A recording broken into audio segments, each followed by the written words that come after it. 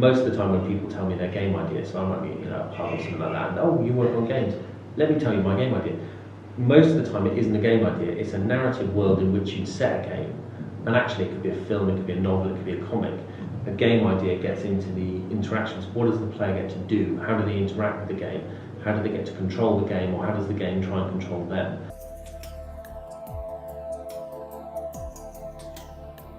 There's a lot of hand waving, and then there's a lot of shouting and moaning. Yeah, I mean, I think everyone, you discuss it in vague terms, what kinds of games would you like to make? And then there's a fair amount of scribbling on whiteboards, and we had to think about technical side of things for the iPhone. I mean, we obviously wanted to make it look as good as we could.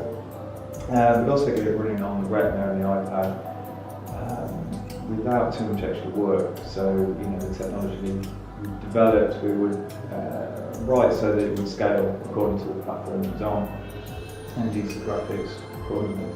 I'm constantly surprised at how, even artistically, how technically heavy it is. It's not, if you're good at drawing pictures, it doesn't mean you're going to be good at making video game art, or if you're reasonable.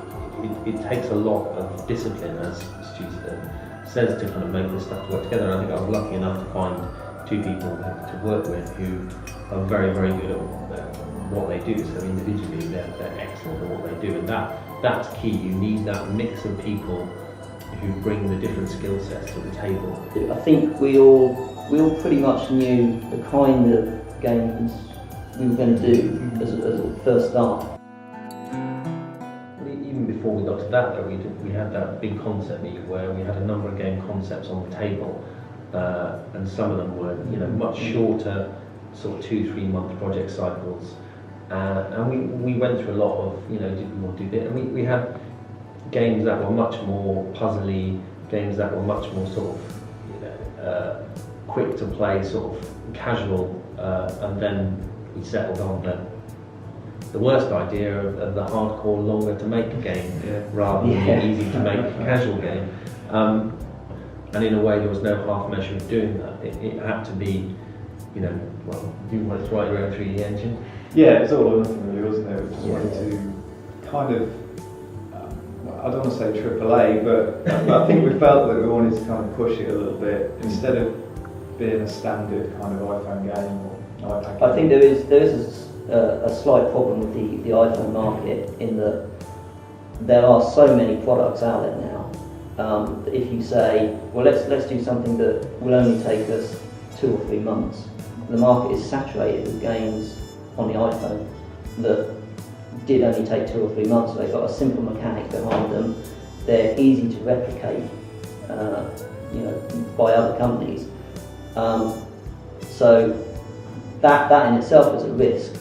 I mean, we wouldn't have spent so much time and money on it, but by the same token, it's I wouldn't necessarily say it's more unique, but I think certainly there's fewer games of that type on the iPhone than another Angry Birds or another game where you flick a man and he flies into a wall or whatever. The game is called Call of Cthulhu: The Wasted Land. It's a turn-based strategy game with heavy role-playing elements in it. It's based on the writings of a cult horror writer called H.P. Lovecraft, who was writing horror around the kind of 1920s, 1930s. We're using the game system of Call of Cthulhu, which is a paper-based role-playing system, and we're adapting some of the elements of that. We're working with Chaosium, who published that game, in order to bring this together, and they've been sending us ideas and looking at the design documents and things like that. I don't think we rejected much since we started. I mean, obviously we rejected whole game ideas right at the start, but once we got started, I don't think we've gone down too many blind alleys. Well, none of the ideas actually that we rejected, I would say, are rejected outright. I keep a list of game idea stuff, or ideas that can go in games, and it's huge.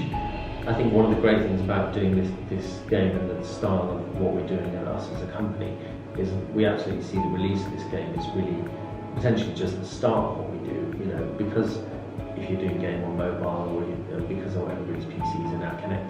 actually there's a strong network to loop, so we can get feedback from players on what worked, what didn't, and then we can incorporate that straight back in. And that could be really simple changes, just like in the stats of the game, where we can just balance it and tweak it and make the gameplay, that little bit better. And that's a relatively simple uptake to do. Or it could be bigger things where we're adding new monsters or levels or gameplay modes. It is quite easy, especially near the end of the project when you're all a bit fatigued and you just want to get it out. It is very easy for one person to say, oh, you know what, let's just do it like this. Mm-hmm. But then you've got the other people saying, no, you need to do it properly, which is what happened with the credits. Yeah. Well, I think throughout it, actually, at different points, one of us might have flagged a little and the others are there, I think, to kind of keep that quality up, keep the energy up, and again, that's a way where we can complement each other, because it is a slog. I think anybody's thinking of doing game development or anything like that, make no bones about it. The ideas bit, the fun bit is 5% of it, the other 95% is the long slog.